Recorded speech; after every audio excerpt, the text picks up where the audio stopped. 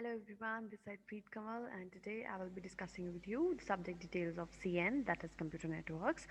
जैसे कि हम पिछले लेक्चर में डिस्कस कर रहे थे अबाउट द वायरलेस नेटवर्किंग तो हमने उसमें देखा कि नेटवर्किंग से वायरलेस नेटवर्किंग थोड़ी सी डिफरेंट है उसके थोड़े कुछ एडवांटेजेस हैं कुछ डिसएडवांटेजेस हैं बट उसके साथ साथ हमें सबसे मेन एडवांटेज ये मिलती है कि हम without the use of wires हम अपनी नेटवर्किंग जो है अपने सिस्टम्स जो है उनको अपने साथ में जोड़ सकते हैं सारे सिस्टम्स के अंदर नेटवर्किंग कर सकते हैं with the help of wireless networking and without the use of any cables और जिसकी वजह से हमारी कॉस्ट भी कम हो जाती है राइट तो आज के लेक्चर में हम लोग डिस्कस करेंगे अबाउट द वायरलेस लैन कि हमारा जो वायरलेस नेटवर्क है उसके अंदर अगर हम लोकल एरिया नेटवर्क्स को इनकॉर्पोरेट करते हैं या लैन नेटवर्क्स के अंदर वायरलेस सिस्टम्स को इंस्टॉल करते हैं तो वो किस तरह से वर्क कर सकते हैं तो अगर हम बात करें वायरलेस स्टैंडर्ड्स की तो मेजर जो वायरलेस स्टैंडर्ड्स हैं कम्युनिकेशन के वो हैं 802 IEEE 802 जो है वो वायरलेस नेटवर्किंग स्टैंडर्ड है और उसमें अगर हम लैन की बात करते हैं तो उसमें जनरली आते हैं हमारे पास 802.11 802.11 a b g and n जिन्हें कि अलग अलग जो ईयर्स हैं उनमें रिलीज़ किया गया था सो दैट कि उनको अलग अलग तरीके से वर्क किया जा सके और नेक्स्ट नेक्स्ट नेटवर्किंग लेवल्स के ऊपर हम इन्हें यूज़ कर सकें तो अगर हम ओरिजिनल की बात करें 802.11 IEEE जो स्टैंडर्ड है IEEE means international institute of electronic engineers right तो उसके अंदर के जो स्टैंडर्ड्स हैं हमारे वायरलेस नेटवर्किंग के लिए तो 1997 में जब इनिशियली 802.11 को इंट्रोड्यूस किया गया तो ओरिजिनल वायरलेस प्रोटोकॉल इसको हम बोलते हैं सिक्योरिटी इम्प्लीमेंटेशन इसमें करी गई वायर्ड इक्विवेलेंट प्राइवेसी जो थी वो इसके अंदर लगाई गई थी जो प्रोवाइडेड बैंडविड्थ इसको प्रोवाइड की गई थी that was around 1 to 2 megabits per second due to the use of CSMA then ये ज़्यादा पॉपुलर नहीं हुआ लो इंटरऑपरेबिलिटी थी ड्यू टू लूज स्पेसिफिकेशंस और स्प्रेड स्पेक्ट्रम जो थे इसने यूज़ किए तो considered legacy but no longer it is use तो उसके बाद इसमें थोड़ी सी अमेंडमेंट्स करी गई थोड़ा सा इसको इम्प्लीमेंटेशंस और करी गई थोड़ा सा इसको इम्प्रोवाइज किया गया तो ओरिजिनल जो था उसको ए में कन्वर्ट किया गया तो स्पेसिफिकेशन के साथ इसको साइमल्टेनियसली रिलीज किया गया one of the two amendments के साथ तो इसको जो बैंडविड्थ थी जो पहले 1 to 2 मेगाबिट्स पर सेकेंड थी उसको 54 मेगाबिट्स पर सेकेंड पे अपलिफ्ट कर दिया गया राइट तो अब अगर इसमें हम टेक्नोलॉजी जो यूज़ कर रहे हैं वो OFDM टेक्नोलॉजी यूज़ करते हैं that is orthogonal frequency division multiplexing it transmits a signal over several sub signals for a higher efficiency ये efficiency भी ज़्यादा प्रोवाइड करता है और जो स्मॉल सिग्नल्स हैं उन्हें सब सिग्नल्स में डिवाइड करके भी सेंड कर सकता है देन जो नेक्स्ट वर्जन था second of the two amendments जो सेकेंड अमेंडमेंट की गई रिलीज इन द ईयर 1999 जो ए था वो भी 1999 में आया था और बी भी तो इसकी जो बैंडविड्थ थी दैट वाज अबाउट 11 mbps जो बैंडविड्थ थी तो जो ए था उसकी 54 mbps थी 11 वाले की 11 mbps सॉरी बी वाले की 11 mbps बैंडविड्थ थी और इसने डायरेक्ट सीक्वेंस स्पेक्ट्रम यूज किया और ये भी सेवरल सब सिग्नल्स में हायर एफिशिएंसी के लिए सिग्नल को ट्रांसमिट कर सकता है तो इसमें टेक्नोलॉजीज दोनों में अलग अलग यूज करेगी बैंडविड्थ की रेंज अलग अलग यूज की गई डिपेंडिंग अपॉन कि कौन से एप्लीकेशन के लिए हम किसे यूज करना चाहते हैं देन आफ्टर और ज़्यादा इम्प्रोवाइजेशंस की गई तो 802.11g जो कि most commonly used wireless network है आज की डेट में 2.4 गीगाहर्ट्ज के बैंड पे ये ऑपरेट करता है 54 mbps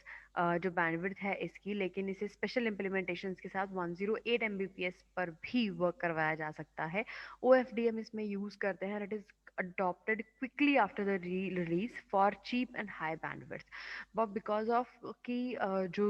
रीज़न है इसका हाई बैंडविड्थ का तो इस वजह से इसे इमिजिएटली अडॉप्ट किया गया क्विकली इसे रिलीज कर दिया गया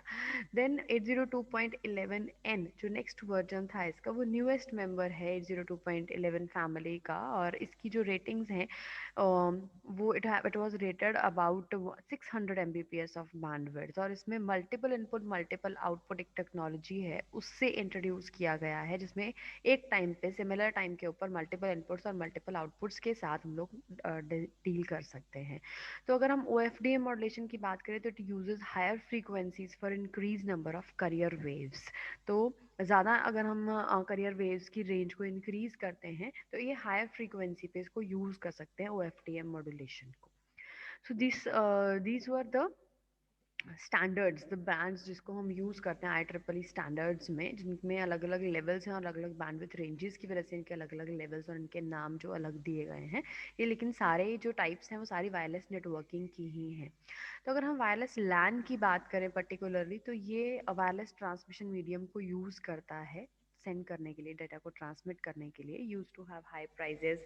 लो डेटा रेट्स हैं, ऑक्यूपेशनल सेफ्टी कंसर्न्स इसमें जो है वो कंसिडर किए जाते हैं, लाइसेंसिंग रिक्वायरमेंट्स हैं, problems have been addressed, popularity of the wireless LANs has grown rapidly. जो पॉपुलैरिटी है उसकी वो बहुत ज़्यादा बढ़ चुकी है। अगर हम एप्लीकेशंस की बात करें तो लैन एक्सटेंशन जो है उसको हम लोग यूज़ कर सकते हैं। It saves installation of LAN cabling, LAN cabling की इंस्टॉलेशन को सेव करता है। लैन को इंस्टॉल करना और वायर्ड सिस्टम्स के अंदर तो ये थोड़ा सा कॉम्प्लेक्स टास्क हो जाता है, लेकिन अगर हम वायरलेस लैन्स की बात करते हैं तो लैन एक्सटेंशंस जो हैं उनको करना बहुत ज़्यादा ईजी हो जाता है। तो इंस्टॉलेशन ऑफ लैन केबलिंग को ये सेव कर लेता है,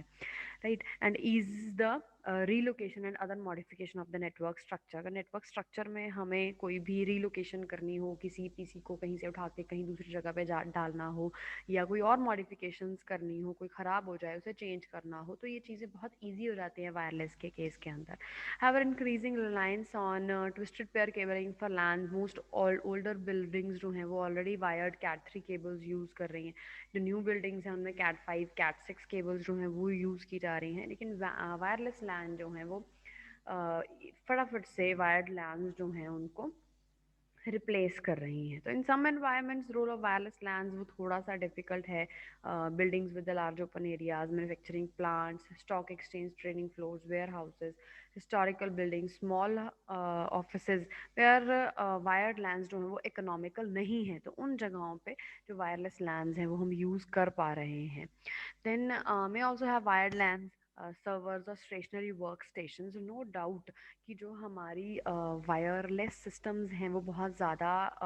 इजीली असेसिबल हैं और उनको हम इजीली यूज़ कर सकते हैं, बट जो बेस है वो हमेशा से वायर्ड ही रहा है और वही रहेगा, उसको हम लोग चेंज नहीं कर सकते हैं। जो सर्वर्स में स्टेशनरी वर्क स्टेशन जो हैं उनमें वायर्ड लैंस को ही प्रेफर किया जाता है। रोमिंग अराउंड की कैटेगरी में वायरलेस जो लैंस होती हैं उन्हें प्रेफर करते हैं। तो अगर हम सिंगल सेल वायरलेस लैन कॉन्फ़िगरेशन की बात करें तो इसके अंदर भी इसी तरीके से bridges, routers, ethernet switches, PCs, ये सारे सिस्टम जो हैं वो आपस में कनेक्टेड है। ईथरनेट के थ्रू कुछ पीसीज कनेक्टेड हैं, कुछ स्विचेस के थ्रू कनेक्टेड हैं, सर्वर्स कनेक्टेड हैं, कुछ वायर्ड कनेक्शंस हैं, कुछ वायरलेस कनेक्शंस हैं, राइट। यूएम इज या यूज़र मॉड्यूल, ये जो है ये यूज़र्स हैं, यूज़र मॉड्यूल है, और CM is our control module. तो ये कंट्रोल कर रहा है सारे पोर्शंस को। एंड ये जो कनेक्शंस हैं ये सारे वायरलेस कनेक्शंस हैं कि वायरलेस तरीके से ये सारे पीसी आपस में जुड़े हुए हैं।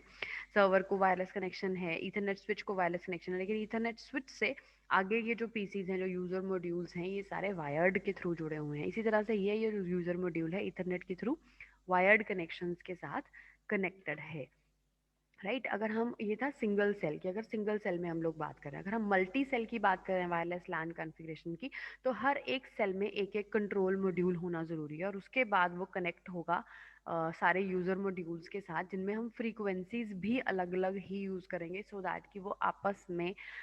इंटरफेयर जो है वो ना करे सारी की सारी फ्रीक्वेंसीज। तो इस तरह से 100 Mbps का ईथरनेट स्विच है वो सर्वर के साथ कनेक्टेड है, ब्रिज या राउटर के साथ भी कनेक्टेड है, एक मेन पीसी के साथ कनेक्टेड है, और उसके बाद कंट्रोल मॉड्यूल्स के थ्रू उसे बहुत सारे सेल्स में, एरियाज में अलग अलग तरीके से डिवाइड किया गया है।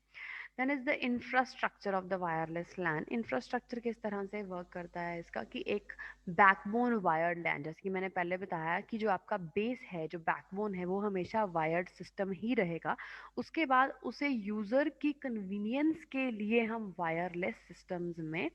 उसे कन्वर्ट कर सकते हैं। तो इस तरह से वायर्ड लैन है, बीच में राउटर्स हैं या इथरनेट स्विचेस हैं, उनके अलग अलग सेल्स हैं, एरियाज हैं, और उनके बीच में जितने भी आपके सिस्टम्स आ रहे हैं, डिवाइसेस आ रहे हैं, वो सारे जो हैं उसमें कनेक्ट हो सकते हैं उस एरिया के अंदर जितने भी आ रहे हैं। तो इस तरह से जैसे हमने लास्ट लेक्चर में डिस्कस किया था अबाउट दैट हॉक नेटवर्किंग, तो इसको पीयर टू पीयर नेटवर्किंग भी बोलते हैं। टेम्पररी जो कनेक्शन है इसमें वो करते हैं। कुछ लैपटॉप्स, कुछ बिजनेस क्लासरूम मीटिंग्स या कुछ पर्टिकुलर ड्यूरेशन के लिए नेटवर्क के अंदर ये नेटवर्किंग हो सकती है, टेम्पररी नेटवर्किंग हो सकती है। इस तरह से वो कनेक्शंस हो सकते हैं जिनमें कोई भी बेस स्टेशन नहीं होगा, सभी इंडिपेंडेंटली बेस स्टेशन की तरह ही वर्क कर रहे हैं। कोई स्पेसिफिक असेस पॉइंट या कोई स्पेसिफिक जो सिग्नल है उसमें कोई सिस्टम जो है या कोई राउटर है उसको प्रोवाइड नहीं किया जा रहा है, किसी स्विच को प्रोवाइड नहीं किया जा रहा है सिग्नल को सेंड करने के लिए। आपस में ही एक तरीके का टेम्परेरी नेटवर्क बना रहे हैं। अब बेसिक रिक्वायरमेंट्स क्या है वायरलेस लैन की? तो they are high capacity, short distance होना चाहिए, फुल कनेक्टिविटी जो है वो ये कनेक्ट करती हैं same as any LAN. Broadcast capability होनी चाहिए उसके अंदर, राइट। थ्रूपुट एफिशिएंट होना चाहिए using the wireless medium. Number of nodes, 100 of nodes across the multiple cells वो हो सकती हैं, right. Then connection to the backbone LAN वो बहुत ज़रूरी है ताकि कंट्रोल मॉड्यूल्स को कनेक्ट किया जा सके वो टाइप ऑफ लैन्स के साथ। जो सर्विस एरिया है इसका वो 100 से 300 मीटर्स के बीच में है। जो मोबाइल स्टेशन हैं उनमें लॉन्ग लाइफ बैटरी होनी चाहिए क्योंकि ताकि लो पावर कंजप्शन हो। Then transmission रॉबस्टनेस and security,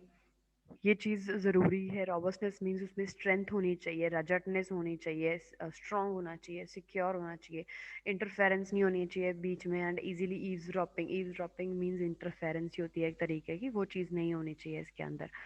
then network operation, to और मोर वायरलेस लैंड्स जो हैं वो सेम एरिया में भी वर्क कर सकते हैं बट अगर डिफरेंट फ्रीक्वेंसीज पे हो तो। लाइसेंस फ्री ऑपरेशन होना चाहिए, हैंड फ्री रूमिंग होनी चाहिए। एक सेल से दूसरे सेल में अगर हम मूव करते हैं तो हैंड ऑफ की कैपेबिलिटी भी होनी चाहिए लैन नेटवर्क के अंदर। कि अगर मान लो 3 नेटवर्किंग एरियाज हैं, 3 कंट्रोल मॉड्यूल्स हैं, उनमें से अगर एक जो यूज़र है वो उठ के दूसरे वाले एरिया में, दूसरे वाले सेल में अगर बाय चांस चला जाता है तो क्या होना चाहिए? तो हैंड ऑफ होना चाहिए। कि ये नहीं होना चाहिए कि उसका कनेक्शन टूट गया फिर ये दूसरा उसको दोबारा से बिल्डअप करना पड़ेगा, राइट। तो हैंड ऑफ होना चाहिए उसके उन दोनों के बीच में या 3 के बीच में, या जैसे हम मोबाइल नेटवर्किंग में करते हैं सिमिलर उसी तरीके से हैंड ऑफ की फैसिलिटी होनी चाहिए लैन नेटवर्किंग में। देन अगर डायनामिक कॉन्फ़िगरेशन की बात करें तो addition, deletion and relocation of the end systems without disruption to the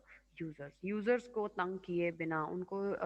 interrupt किए बिना। अगर आप एडिशन कोई भी नेटवर्क में अगर कोई यूज़र को ऐड करना चाहते हो, कोई सिस्टम को ऐड करना चाहते हो या डिलीट करना चाहते हो या रीलोकेट करना चाहते हो एंड सिस्टम्स को, तो यूज़र्स को उसके बारे में पता नहीं चलना चाहिए। इस तरह का सिस्टम जो है वो बना होना चाहिए। देन अगर हम टेक्नोलॉजी की बात करें तो आईआर लैन्स हैं, इंडिविजुअल सेल्स जो हम यूज़ करते हैं आईआर लैन्स के, they are limited to a single room. IR light does not penetrate the opaque walls को वो पेनिट्रेट नहीं कर पाती है, राइट। तो